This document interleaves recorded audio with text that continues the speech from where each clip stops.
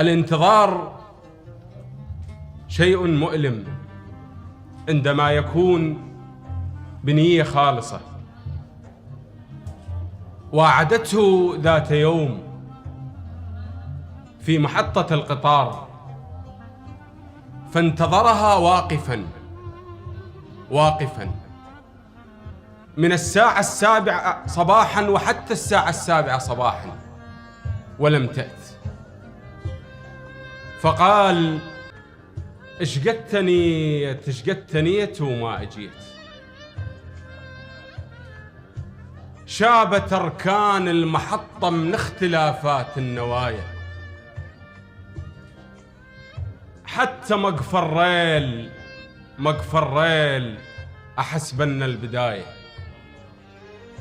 ناس تحسبني إمام وتاهت وصلت وراي، ناس منحوت بنظرهم طقوا وصورهم معاي، وناس كل ظنهم أروح وفرحوا ببوقة سرايا، وناس تبكي لحالي هذا وكثروا عندي الهدايا، وانا حتى الدمعة حابسها علشانك ما بكيت.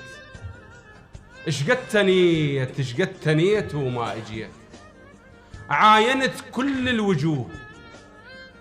الوجوه بعين المودع غياب، عيون خنقتها المحطة وتدري روحها بلا إياب، عيون قادتها السوالف والنوايا على السراب، عيون ما شافت عيون وحتى ما مرها الضباب، عيون فرحانة بلقاء وطيحتهن دمعة بلا نقاب، عيون عوشية شفتها على المحطة تدلي شاب، أو لا شفت عينك معاهن حتى أقول لك جرح طاب، وانا عين بعين الله ويدري الله شقد بقيت، اشقدتنيت وما اجيت.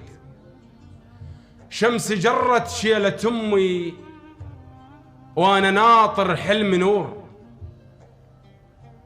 ونامت بصف الكنائس والمآذن وانا دور، وحتى شفت الليل نايم لا نجوم ولا طيور، ولا نويت الصيام ذاك ولا نايم بالسحور. مرة أبكي ويا الجقارة، ومرة غنوا ويا البخور، وانا دور على المحطة وحلم اشوفنك يا عيني، حتى اسجد سجدة لله نص عليك ونص علي ويصحى ديني،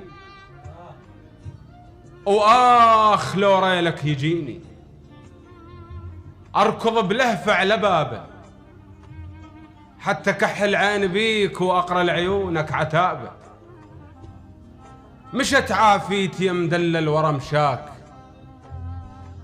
وطبيب الما عرف صيب ورم شاك، ما يدري العلل وجهك ورا مشاك تشتن وما ذقت طعم الشباب.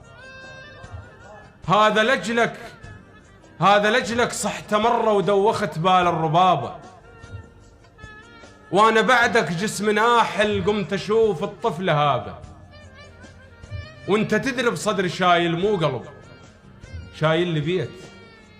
هسه لعيونك قريتها بلهفة ملاقة وبشيت، هسه لعيونك قريتها بلهفة ملاقة وبشيت.